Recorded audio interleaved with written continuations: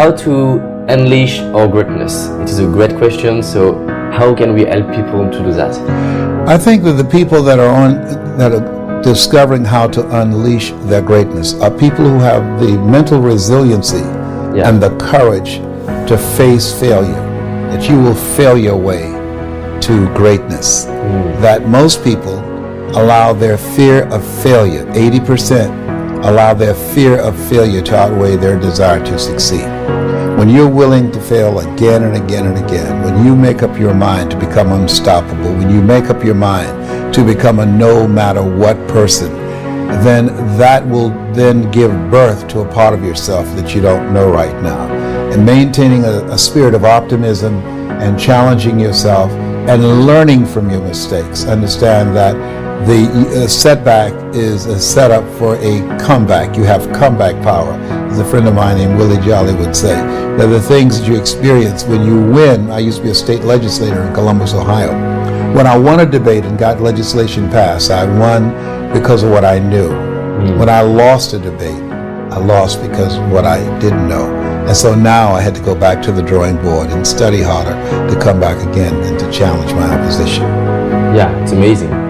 And I would love to know, because you mentioned courage. According to you, can we develop that? Can we develop? Yes, courage can be developed, absolutely. And there are things that will help you to do that by putting yourself in uncomfortable situations. Sometimes life will force you to become courageous. And so it's there that most of us don't develop our courage muscle. Case in point, that I've had the challenge, and I'm watching my languaging, of dealing with the fear of claustrophobia, of being closed in. And I had to have an MRI. And so I'd never had one before. So the first time I came, they had about 4 or 5 females in the room. They said, "Are you afraid?" When they opened the door, I looked at them and said, "No." I was terrified. But I developed my courage. But the first time they closed the door, I started knocking and said, "Hey, let me out, let me out." And then I had to call a friend of mine to calm me down. And he said, "Les," he said, "cancer is a thief. Let them find it before it becomes a murderer." He said, "Focus on the outcome, not on the process." And so the way that I handle fear is I don't focus on what is it that's terrorizing me. I focus on what is it I want to accomplish. And I see myself achieving the victory. I see myself living from the dream, living from that place that I'm reaching for in my mind. Einstein said the imagination is the preview of what's to come. And so we can bypass the things that will cause us to be afraid by looking at and being focused singly on the things that we're going for. Yes. And I would like to have your point of view about something. When people are setting up big goals, sometimes they have big fears in doing that. So do you think we have to keep our big goals, or we have to lower the goals, or lower the action, lower the comfort zone? We're living in an incredible time that there's nothing that we can't do.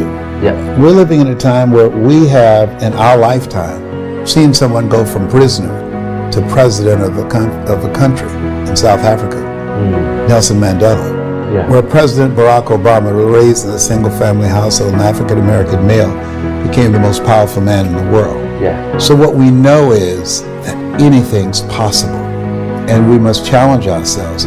The only reason that most of us don't accumulate a level of achievement in our lives, one, most people end up aiming low. That's what I did most of my life, that most people fail in life, not because they aim too high and miss.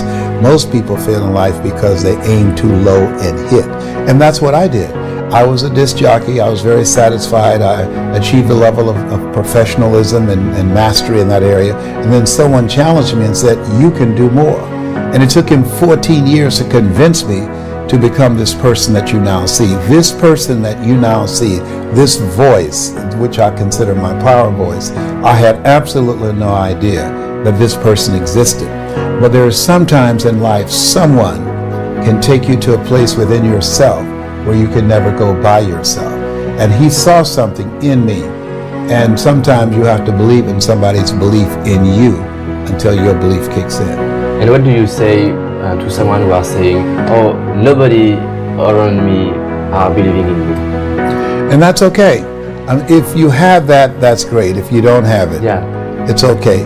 I, for years, read books of people who I didn't know, but I considered them as my personal mentors. I studied Winston Churchill, who said, "The truth is incontrovertible. Malice may attack it, ignorance may deride it, but at the end, there it is." I studied Earl Nightingale, who said, "All of us get in life what we are, not what we want. All of us are self-made, but only the successful will admit it." So Yes. I studied these people, and they mentored to me. I feel their spirits. I surrounded myself in my bed with their books and their audio, and my imagination, and listening to their audio programs. Yes. So how much does the library card cost? It's free in the United States. I don't know what in your country. So I suggest that you spend time working on yourself. Study the high achievers. I did that to find out how did they get there. I studied the life of Frederick Douglass, who said we won't get everything that we fight for, but everything we get, it will be a fight. And so as you study these people and imagine yourself in their position, and in your mind's eye say to yourself, as I did, if they can do it, I can do it. They put their pants on one leg at a time. They breathe air just as I do. And so I believe that what you focus on the longest becomes the strongest. What we think about, we bring about. When you train your mind to serve you Yes. by reading a minimum of 20 to 60 pages a day, listening to audio programs, writing goals down, reading them 3 times a day, you're literally creating a new mental blueprint and imagining and seeing yourself already living from the goal. You begin to do some things that would most people look at it and see as magical. Yeah, great. And do you advise to read a lot of biography? Yes, I love to read the biographies of people because I wanted to know what is it that helped to develop their thinking, their character, their philosophy, their whole approach to life. What are the things they went through? What are the things that challenged them? What are some of the things that I can learn and glean from their life that will help me to get to that next level? It's very informative to look at the whole person as opposed to a slice of their lives. I want to make a difference for youth. Do you think it could be a powerful idea to help youth to read biography? It is very important that they read biographies. Yeah. I did that as a young person, absolutely, because I was I'm a twin, and so my twin brother was always held up in my face, and I was taunted. I was called the DT, the dumb twin, and so I wanted to prove that I was not dumb. It just takes me longer to learn things than most people. And so I read the autobiography of Malcolm X, of Dr. Martin Luther King Jr., of Winston Churchill, of people that I admired, of Paul Robeson. And by reading and studying their careers, it gave me some clues. Success leaves clues, and so it gave me some keys to things that would become part of my life that would help me to become successful in the area that I had chosen. At the beginning of your journey, did you had believe that the fact that you are black could be a disadvantage at the beginning? At the beginning, I thought that would be a factor for me. My mentor said, Les, don't focus on your paint job. Focus on where you're going. Once again, Yeah. Keep your eyes on where you're going. It became a factor in a variety of situations, but to my advantage. And what I mean by that, it gave me a strength and an advantage to motivate and inspire audiences. When a Tony Robbins or a Joel Osteen or a Brian Tracy, a Jack Canfield, Mark Victor Hansen, these are my friends, go into a primarily white audience, and 99.9% of my audience is Caucasian, and say you have the power to live your dreams. People look at them and say, if he can do it, I can do it. But when I come in and say, you have greatness within you, you have the power to live your dreams, they look at themselves and look at me and say, if he can do it, I know I can do it, and they leave their running.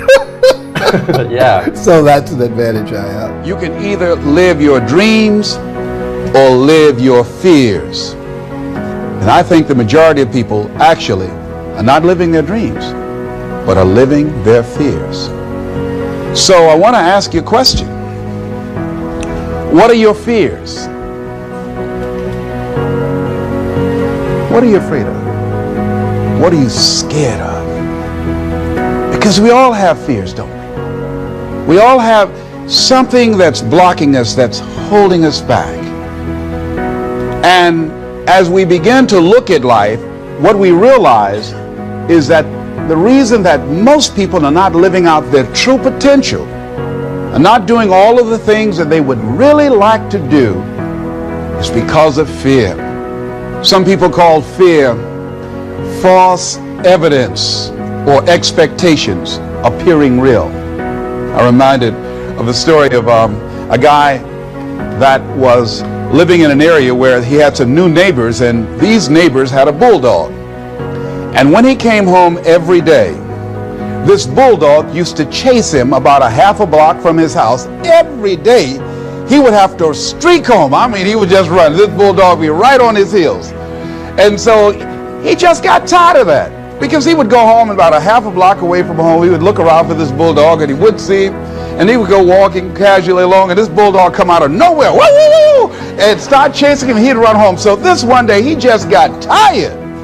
And so when the bulldog was running after him, he started running. He saw a rock, and he stopped to pick it up to throw at the bulldog.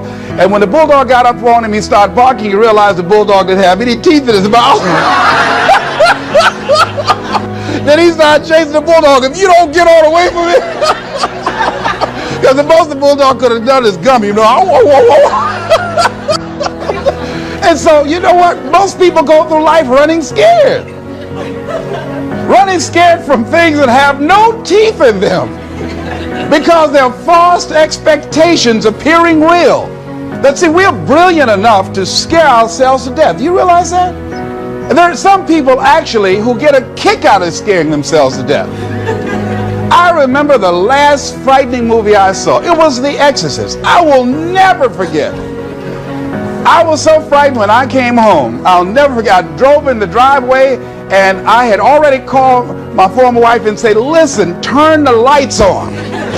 I was coming in the driveway, and I was getting out of the car, and all of a sudden I couldn't get out. I started blowing my horn. I said, Madeline, they got me, they got me. She came to the kitchen with and said, take your seatbelt loose, fool. I said, oh, okay. I was frightened out of my wits. But there are a lot of people who they get off on that. They love it. I'm a person, my brother is a paratrooper. My twin brother, he's in the military, career man. I would love to jump out of an airplane to parachute. I'm scared though. I mean, I really admire my brother for that. I would really love to be macho man like that. What are the things that you fear that's been keeping you from living your dream? That's been keeping you from doing some things that you would like to do? Just think about those things. And how do we begin to handle that? Abraham Maslow said that the life is about growth. And he said, you can either go back to your comfort zone, and there you won't find any growth, or you must be willing to go forward and face your fears again and again and again. Because you're never going to have a fear-free existence. I mean, some fear is acceptable and legitimate. There are some things that you really should be afraid of. Now, you shouldn't allow it to immobilize you. You acknowledge it, you take it into account, and you carry yourself accordingly. There are times that we should proceed with caution. But it's the difference between being stopped by fear. It's the difference between having a fear and the fear having you. So what do? One, acknowledge it. And knowing that it's okay. Don't condemn yourself for being afraid. It's perfectly fine to have some fears. You acknowledge your fears, you embrace those fears, and then you move on. You act on whatever it is that you fear. Because once you embrace it, see, what you resist will persist. What you resist will persist. So one of the most important things is to begin to embrace your fear. And so I'm going to share some thoughts and ideas with you. And I just want to make it clear that as I share these ideas, just be open to the possibilities. And I must let you also know that, God has a sense of humor. I'm 70 years old and I have hot flashes. Seriously, I'm going through a decancering program and I have hot flashes. I travel with a fan and a blanket. I call them power surges. So at any time you see me perspiring a lot, I'm a Mickey Mouse fan, have a Mickey Mouse watch, and this is my little pat myself down, you know, when I start perspiring. You know, you got to have a sense of humor. Let us say together, have some fun. Yes. Now, the other thing is that I want you to think about 3 major goals that you'd like to achieve. Something that's important to you. I'm thankful to this industry. I'm thankful to Eric and Marina for the work they've put together, because were it not for this industry, I would not be who I am before, who I was. I would not be the person that I am now. Because of this industry, people like Glenn Turner, most of you never heard this name, Dare to Be Great, Holiday Magic, Best Line Products, Bill Bailey. Because of this industry, doing presentations, talking to people about a dream and how they can begin to step out of working for someone else to work for themselves. I had no idea that my life would be where it is right now. I don't know you, but here's what I know about you, based upon my own experience, that you have something special. You have greatness within you. Here's what I know about you. There's certain kinds of people who say yes when they're presented with this opportunity, because this is not for everyone. This is not for the faint at heart. This is for people who have goals and dreams that they want to achieve. When I became involved in this industry, that's where I was. I was born in the poor section of Miami, Florida called Liberty City, with a twin brother in an abandoned building on a floor. When we were 6 weeks of age, we were adopted by Mrs. Mamie Brown. I feel like Abraham Lincoln, who said, all that I am and all that I ever hope to be, I owe to my mother. And my mother, she worked on Miami Beach. She cleaned homes, and she kept children, and she cooked for families. We ate the food left over from the families that she cooked for. These people were very kind and generous. They said, Mamie, whatever food is left over after we eat, you can pack it up and take it home to those children that you have adopted. And she kept their children, and we wore the hand-me-down clothes of the children that she kept. And as a kid, I remember walking around these big, beautiful mansions and said, Mama, what is it, Leslie? When I become a man, I'm going to buy you a big, beautiful home, just like this.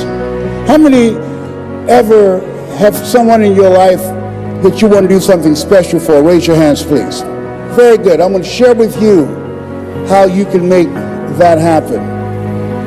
And I want you to think about goals in your personal life, and I want you to think about your financial goal. What is it? I want you to think about that financial freedom number. How much money do you want to earn that as a result of your earning that, it alleviates a lot of stress. As a result of earning that, it allows you to become debt-free. As a result of earning that, you'll be able to contribute to causes that you believe in, and be able to take care of family members, and be able to have more time for yourself and your family. I want you to think about your financial freedom number. Now, people say money won't make you happy, but everybody want to find out for themselves.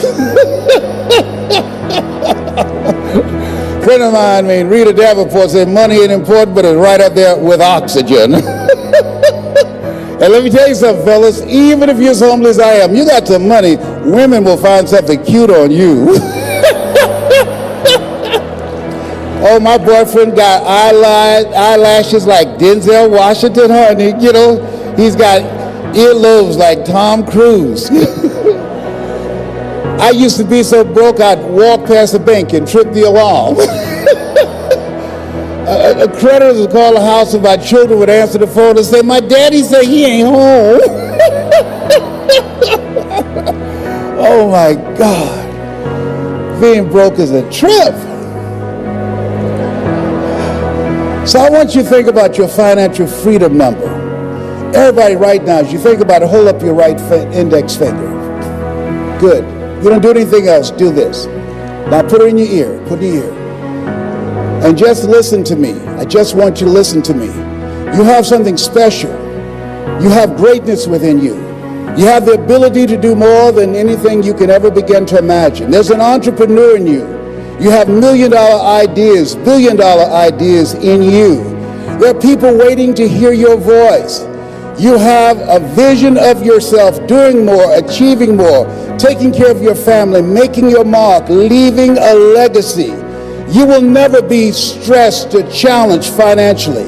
You were born to be rich. You know that it's in your DNA. You were born to be successful. Take your finger out. And the reason I wanted you to do that, I didn't want to go in one ear and out the other.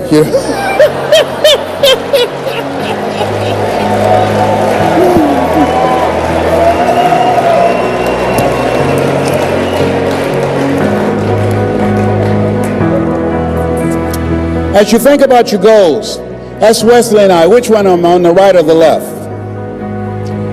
Left, I'm the Cuban, of course. That's my beginning. I share this with you because I want you to say something with me, with power and conviction. Let us say together, it's not where you start, it's where you're going. There's some of you here who cannot afford to be here, but there was something in you that said, I can't afford not to be here. And you got here, you showed up. There was something in you that said, I've got to make this happen. There's something in you that said, there's a bigger life waiting for me, calling my name. There's something in you that says, I'm on my way to a greater life. Give yourselves a round of applause. Yes, yes, yes, yes. And whoever brought you in the business, make sure you find them and say thank you, because they saw something. They saw greatness in you. They saw something. They saw that it factor. There's something in you. There's another part of yourself that you will never discover unless you align yourself with positive, motivated people who have goals and dreams beyond working on a job where they pay you just enough to keep you from quitting. Beyond you're working just hard enough to keep from getting fired. There's something in you that says, I'm not going to go through life allowing somebody to control my financial future. There's something in you that says, I'm not going to work at a place where I have to go and ask for permission when I can go on vacation. There's something in you that says, I'm not mentally fit to work for somebody for the rest of my life. Give yourselves a round of applause. Yes. Yes. And think it not strange when you have goals and dreams that you'll face the fiery furnaces of this world. Be not be surprised that family members and friends and people who should be there to encourage you and to motivate you, that they will try and discourage you. They'll call it a pyramid scheme or some kind of get-rich-quick scheme. People who could help you out and want to help you out because they know too much about you and they don't believe, they can't see this new you. Don't allow those negative naysayers, the people who are suffering from possibility blindness, to stop you. Had I listened to them, I would not be standing here. Had I listened to them, I would not be traveling around the world, living my dreams and not my fears. There's something in you that says yes to your life, yes to a greater future. Give yourselves a round of applause. Yes, yes, yes.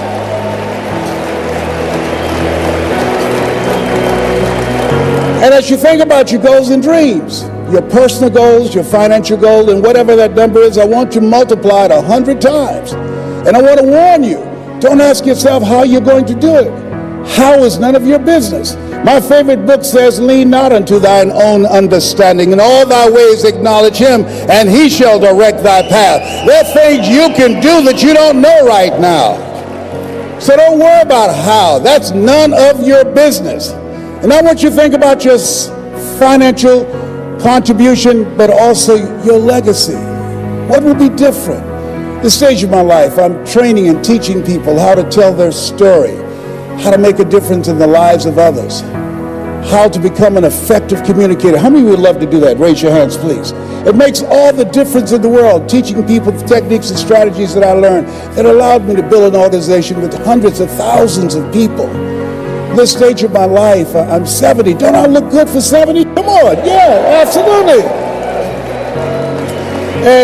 And I don't use mascara. I don't use dye to cover my hair because of the fact that I have an allergic reaction to dye, but I do use mascara. My kids say, Daddy, you look distinguished with your gray hair. I said, at 70, I'm not trying to look distinguished, I'm trying to look young.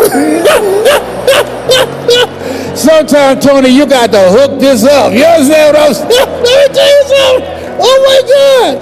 Yeah, people saying, I can't believe he's doing that. Now, you're going to need a paintbrush. You're going to need a... Let me tell you,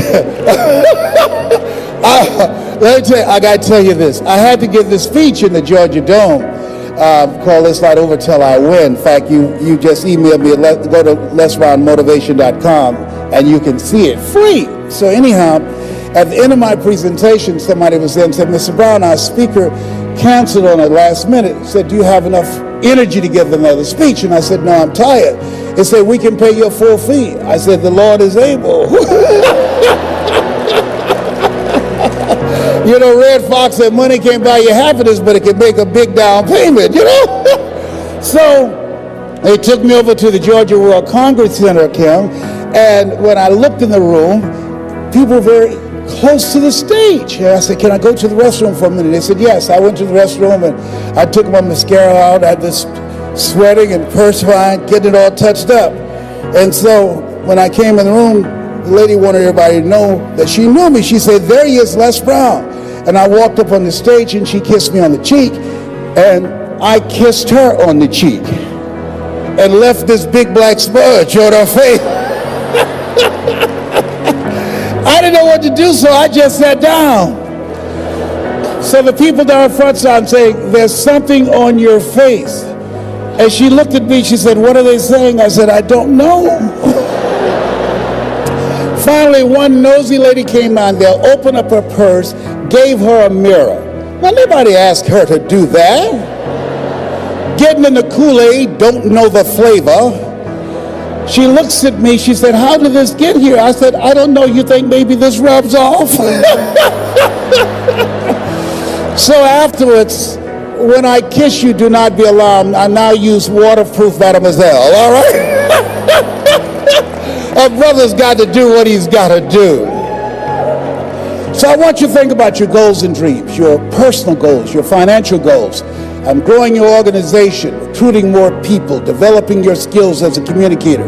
I want you to think about your social contribution. Part of what I'm doing is teaching people how to tell their story, but also teaching people that you are more powerful than cancer. I'm a 19-year cancer conqueror because of God's grace and mercy. I think the doctor should never tell someone they're terminally ill. What they should say is, my knowledge and ability to help you has terminated. Now you need to explore some other options. At this stage of my life, I'm training people how to work with young kids. How many of you have children? Raise your hands, please. I'm teaching them how to develop their mindset, how to become effective communicators, how to begin to dress like a prospect and not a suspect, how to select friends that's an asset to them rather than a liability, in technology, and how they can begin to use their skills and talents today rather than going out beating the pavement looking for a job. Teach them how to learn how to develop their own personal economy by doing what you're doing right now. And I believe that we can create a different future for our children when we work together to create communities of collaborative, achievement-driven, supportive relationships. And that's what you're doing here now. That's what Eric and Marina wanted to do, creating communities of collaborative, achievement-driven relationships. And as you think about your goals and dreams right now, let us say together, it's possible. Yes, say it again, it's possible. See, preparing to come up and speak to you, that was not challenging. But let me share with you what it took me years to do, was to believe that I can do it. given my circumstances, born abandoned, building on a floor, being adopted, if both my birth parents stood up now and said, hello, son, I would not recognize either one. Being labeled educable, mentally retarded when I was in the 5th grade, and put back from the 5th grade into the 4th grade, and failed again when I was in the 8th grade. Being raised in poverty, how you live your life is a result of the story you believed about yourself. And so being in the environment where I was born, that was my reality of being poor. I was stuck. How many of you have been stuck? Raise your hands, please. And so as entrepreneurs, as leaders, let me share with you what it is you do and the power of speaking. Write this down. Distract. See, when you as an entrepreneur, when you present the business, don't go in just trying to sell people on the business. No. What your goal is to sell them on a new story. How people live their lives is a result of the story they believe about themselves. When you show up, you do what Mr. Washington did for me. Write this down. You distract them from their current story. I'll never forget the gentleman I eulogized a few weeks ago when I first met him. He said, young man, go to the board to work this problem out for me. I said, oh, sir, I can't do that. Why not? I'm not one of your students. Look at me. Yes, sir. Go to the board and work the problem out anyhow. I can't, sir. Why? And the other students started laughing. He's DT. He's a twin. His brother's smart. His sister, she's smart. But he's DT. What's DT? He's a dumb twin. And I said, I am, sir. As the students laughed, and he came from behind his desk, he looked at me. He said, don't you ever say that again. Someone's opinion of you does not have to become your reality. And so that was a turning point in my life. On one hand, I was humiliated, but on the other hand, I was liberated. Because he looked at me with the eyes of Goethe, who said, look at a man the way that he is, he only becomes worse. But look at him as if he were what he could be, then he becomes what he should be. And so when you approach someone about this business, what you're doing is you are interrupting their current story. And when they come to an opportunity meeting, or when you make the presentation of what the possibilities are and how they can change their financial income, you're dismantling their limited belief system and begin to allow them to become, as Mother Teresa would say, inspired. Distract, dispute, and inspired to become like a pencil in the hand of God and start writing a new chapter in their lives. You're selling them a story of hope. You're selling them a story of possibility. You're selling them a story of controlling their own personal economy. Give yourselves a round of applause. Come on, bring your energy level up.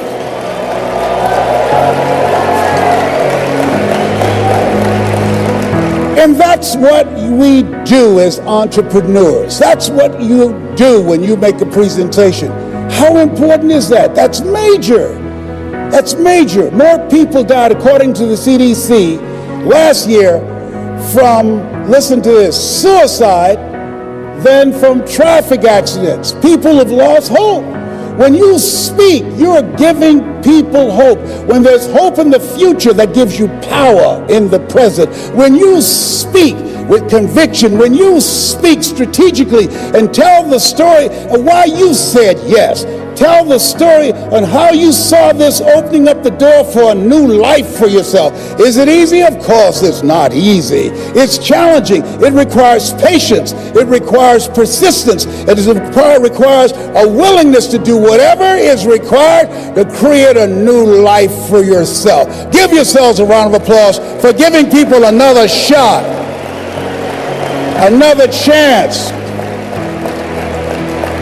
And see, I didn't do what I'm doing now for 14 years because I assumed I couldn't do it because I had never done it before. There are people who can tell you no.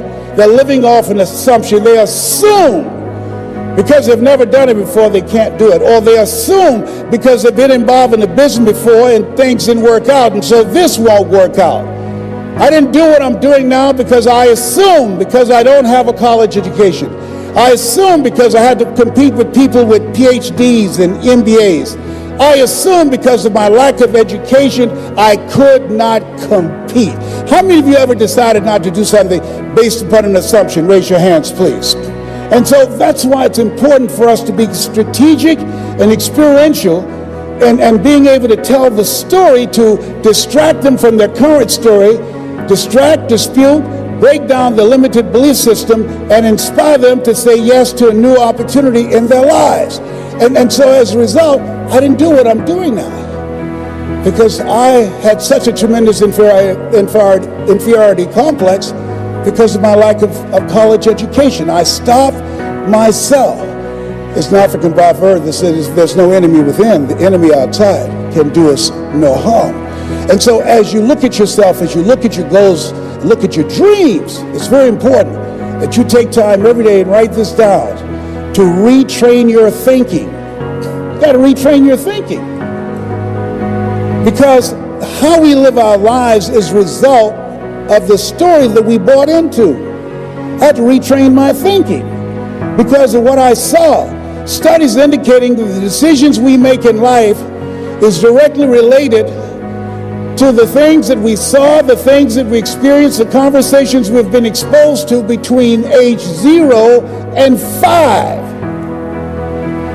And so as a result of that, my experience, I had to begin to engage in a process of retraining my mindset. And I didn't even know what I was doing.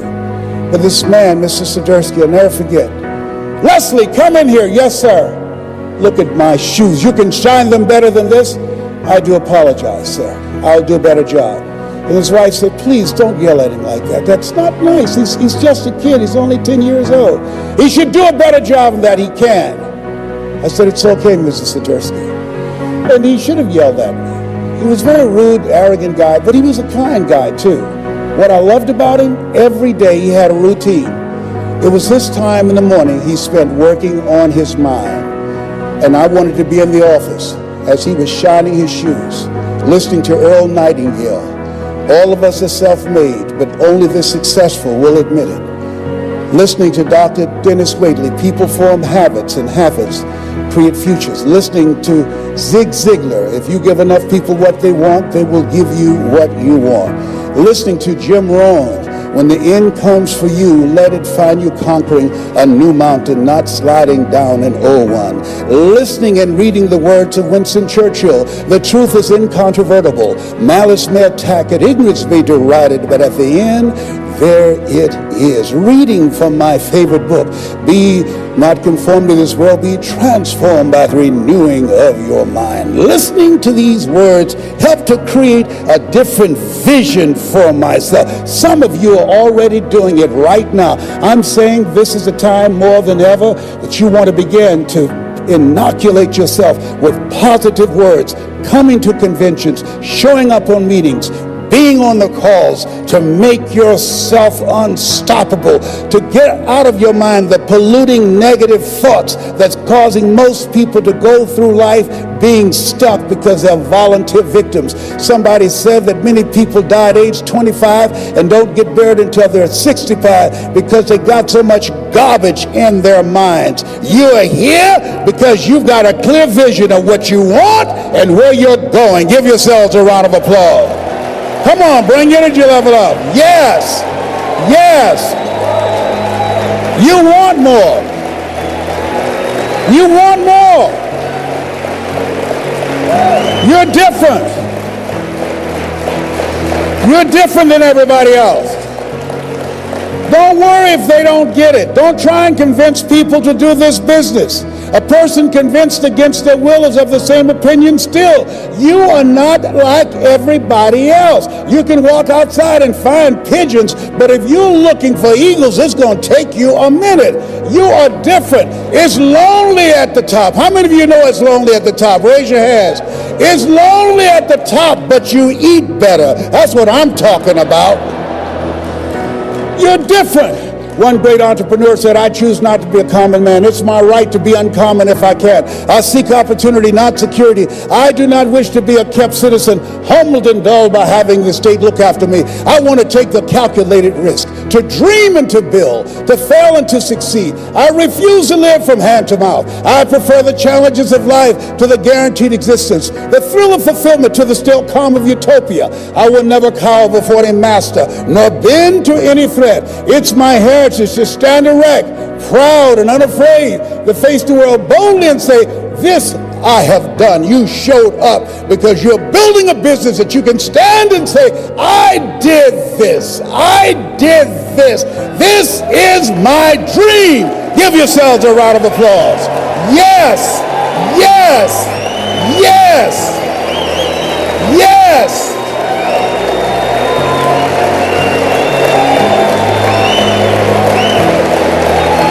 Yes.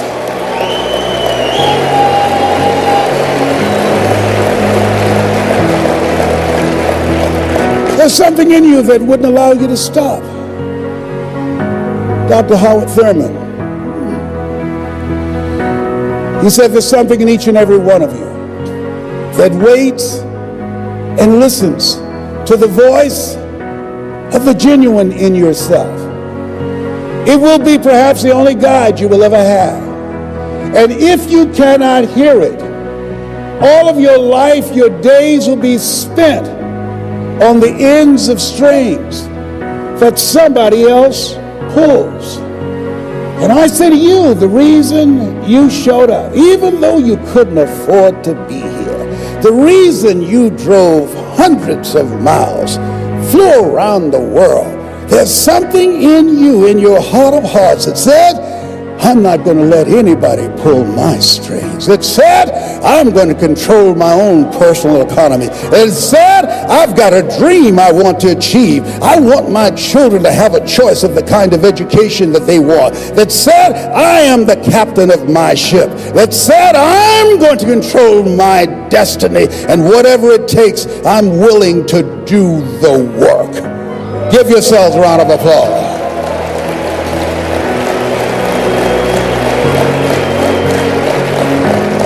In 1961, President John F. Kennedy had a decision to make. The decision was whether or not to call a news conference and tell the world the United States was going to go to the moon. And I submit to you that the decision to do that was very risky. And what governed his thinking is what governed your thinking when you decided, I'm going to do this. See, the technology did not exist. The answer, what will it take, did not exist. No one had ever done it before. But he made a decision. He looked at Wernher von Braun, the most brilliant scientist of that day. And he said, Wernher, what will it take for us to go to the moon? And he spoke 5 words. And those 5 words, I think, is what governs most entrepreneurs. Those 5 words, I think, is what give people like you the courage to pursue their dreams. Those 5 words is what I think people who are pioneers, people who are breaking new ground, make decisions on. He said, what will it take for us to go to the moon? And the response was, the will to do it. As you look at yourself, as you look at your business, as we look into 2015 and beyond, what will it take for you to increase your business? The will to do it. What will it take for you to become more powerful in your presentation skills and be able to increase the number of people, to quadruple your business? The will to do it. What will it take for you when others are quitting because of the rejections, when others are stopping because they just become so discouraged and they have creditors breathing down their neck, and they have family members and friends telling them they're fool. What is it that will allow you to have the mental resiliency to keep on keeping on, to keep your commitment to your commitment, the will to do it? Every time I say it and ask you a question, I want you to say the will to do it. What will it take for you to build your business? What will it take for you to increase your recruiting? What will it take for you to bring out the greatness in you and to make your mark? What will it take for you to become a high achiever and to bring out the billionaire in you? Shake someone's hand on your right and left and say, I've got the will. I've got the will.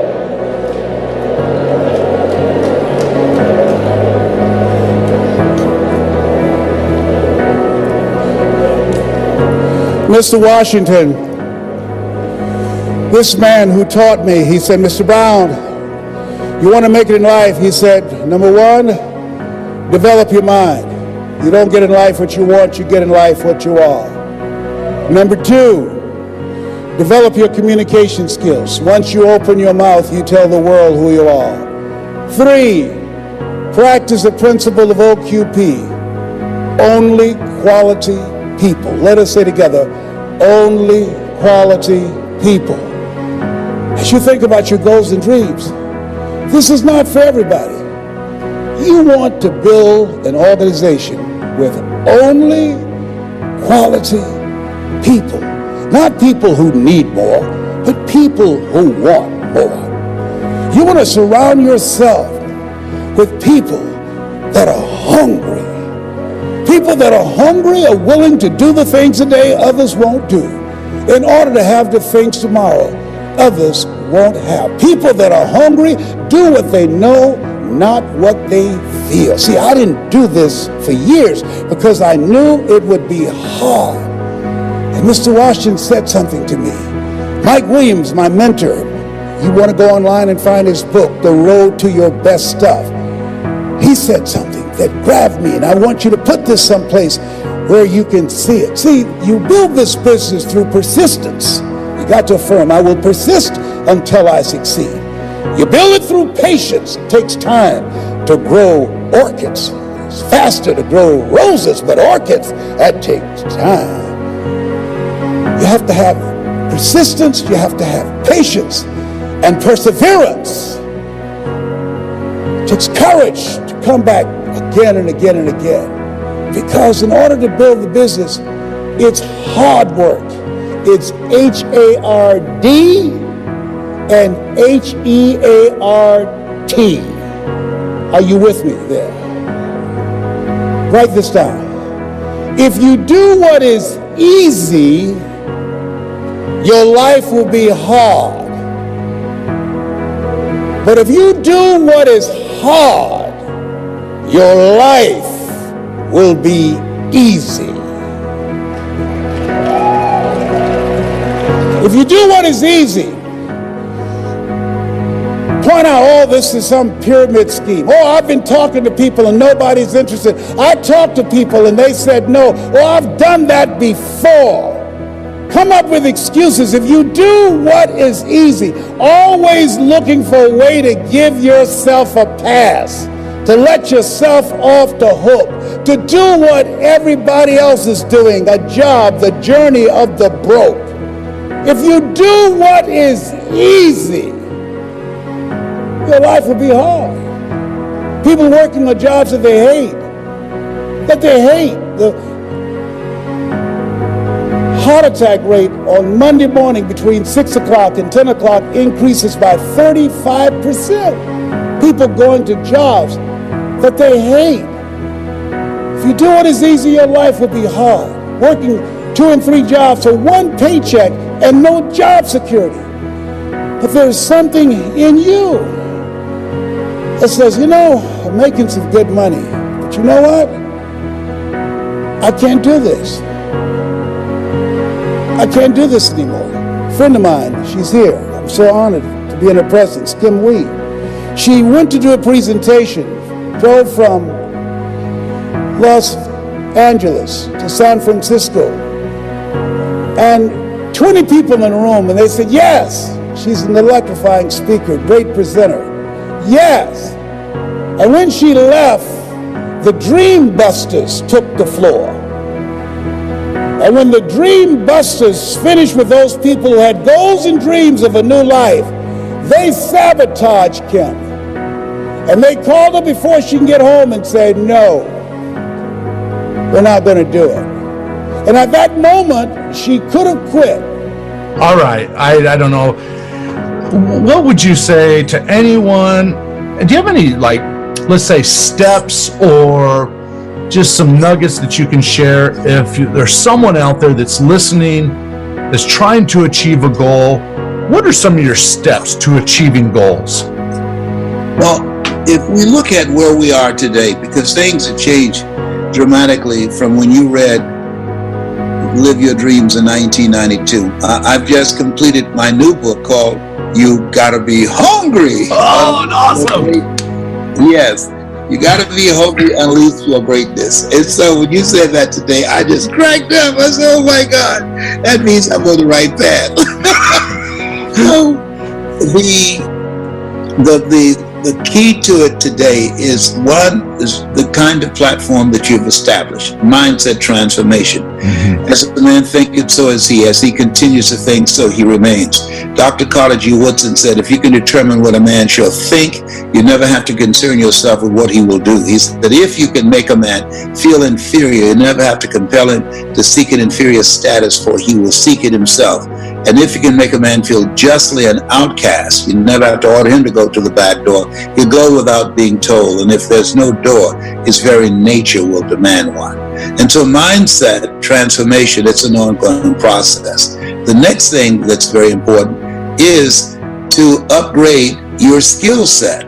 And that this is the era of the 3 C's: accelerated change, overwhelming complexity, and tremendous competition. So you want to find at least 3 areas that you master, that you do that extremely well.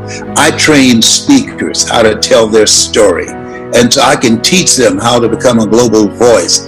And in addition to speaking and training speakers, I also know how to tell a story. I know how to present with power. I know how to speak with my power voice. I've got a training coming up in December called Discover Your Power Voice and Master Your Cash Flow. So by my speaking and my training speakers, and the next thing that I'm able to do, I can sell a product. I can sell a concept. I used to be a salesperson for Sears. And so through my skills as a speaker, as a trainer of speakers, and as a person who can sell presentation power to make a point, to bring out the best in people, or to sell a product. Those are 3 areas that allows me to control my personal economy. So the average person, if they are serious about learning how to control their destiny and controlling their own personal economy, they have to be engaged in continuous, ongoing processes to upgrade their knowledge and their skills. Knowledge is the new currency. Mm-hmm. We're going toward a time that's called the end of work, that because of technology, over 20,000 jobs, according to the Department of Labor, being lost every day. So we're going toward a time where the majority of jobs will be done by artificial intelligence or robots, and that's not too far away. So the key is that as you look at yourself, look at your goals and dreams, work on your mindset continuously, which will give you the courage and the mental resiliency to weather the stormy times that we're going to go through in life invariably. Continuously expand your skill set. Robert Schuller said, you either expand or you are expendable. Right. And create a community of collaborative, achievement-driven, supportive relationships.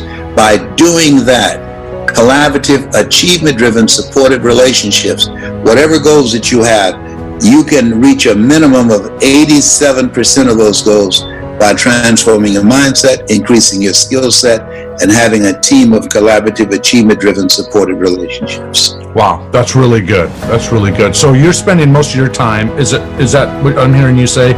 You're teaching other people how to grow their platform? I train people who are serious. I don't work with everybody. I'm 74, so with the time that I have left, I want to work with people that are hungry. I'm hungry.